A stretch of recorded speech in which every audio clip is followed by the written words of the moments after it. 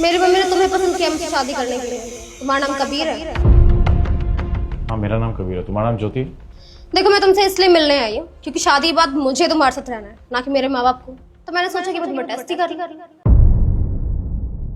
Test मतलब?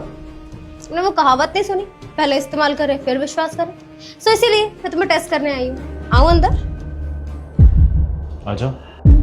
Thank you.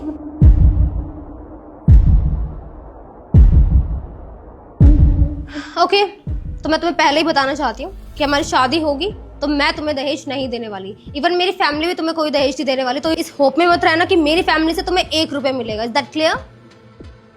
नहीं, दहेज के तो मैं भी खिलाफ हूँ और मुझे पसंद ही नहीं है कि कोई दहेज दे। और वैसे भी इसके अंदर लड़की वालों की और उसके घर वालों की गलती होती है। Excuse me, what do you mean? अब कहना क्या चाहते हो कि अगर लड़की वाले दहेज दे रहे हैं तो गलती उनकी है? क्यों, तुमने किसी लड़की के बाप को सुना है कि वो किसी रिक्शे वाले को फॉर्च्यूनर कार दे रहा है दहेज में? खैर ये सब छोड़ो। वैसे भी मैं दहेज नहीं ले सकता, मेरे हालात बहुत खराब हैं। ये घर गिरवी रखा है, 15-20 लाख का मुझ पर कर्जा है, मेरे पास जॉब नहीं है और मेरे हालात बहुत ज़्यादा ख़राब चल रहे हैं। मैं सिर्फ शादी इसलिए करना चाहता हूँ कि एक बार तुम इस घर में आ जाओगी, तुम जॉब करोगी, मेरे ऊपर से बर्डन कम हो जाएगा, तुम्हारी सैलरी से मैं अपना गुजारा कर लूँगा। तो बस इसलिए मैंने तुम्हारे घर वालों को शादी करने के लिए बोल दिया। क्या कि तुम्हारा घर गिरवी है और तुम्हारे ऊपर कर्जा भी है? माय गॉड, मेरे घर वालों ने कैसे ये रिश्ता तय कर दिया?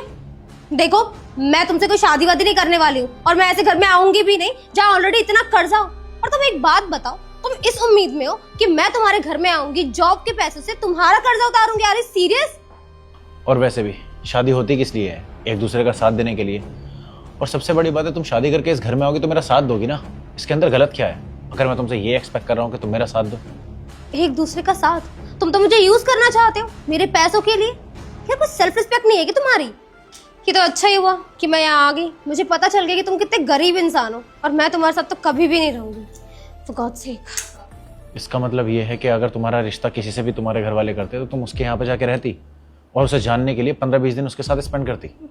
हाँ, चाहे मेरे घर वाले 10-15 लड़के क्यों ही ना देख ले, मैं सबके साथ रहूंगी। कम से कम 10 दिन तो रहना पड़ेगा ना। मुझे पता चलना चाहिए कि वो लड़की मेरे काबिल है या नहीं। तो हाँ, कम से कम 15-20 दिन तो रहना ही पड़ेगा। मुझे ऐसा लगता है कि मैं तुमसे शादी नहीं कर सकता। और सबसे बड़ी बात यह है, मुझे तुम्हारे बारे में सब कुछ पता चल चुका है।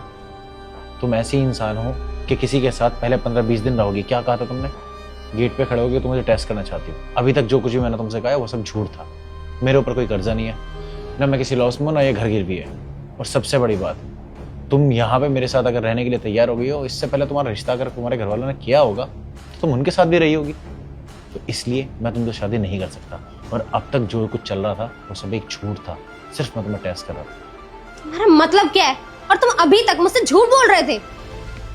टेस्ट मतलब ये कि तुमने गेट पे आके बोला ना कि तुम मुझे टेस्ट करने आई हो, तो बस मैंने भी एक झूठा नाटक किया अपने बारे में, ताकि मैं तुम्हें जान सकूं तुम कैसी इंसान हो। और मुझे ये पता चल चुका है कि तुम्हारा नेचर कैसा है। तुम बिल्कुल भी अच्छी इंसान नहीं हो और मैं तुमसे शादी नहीं कर सकता। अरे यार, इतनी छोटी सी बात पे तुम रिश्ता ही खत्म कर दोगे? देखो मुझे लगा कि तुम गरीब हो, मेरे स्टैंडर्ड के नहीं हो, इसलिए वो बातें बोल दी मैंने। और क्या पता अगर तुम ऐसे होते तो कोई भी लड़की तुमसे शादी करती ही नहीं। तो ठीक है ना, मिसकम्युनिकेशन हो गया है, हम सेटलमेंट कर लेते हैं। इट्स फाइन यार। नहीं, किसी इंसान को जानने के लिए इतना टाइम नहीं लगता। उसकी ज़बान उसके बारे में सब कुछ बता देती है और तुम्हारे बारे में मुझे पता चल चुका है। तुम जा सकती हो और हाँ, अपने घर वालों को बता देना कि मैं तुमसे शादी नहीं करना चाहता। फाइन,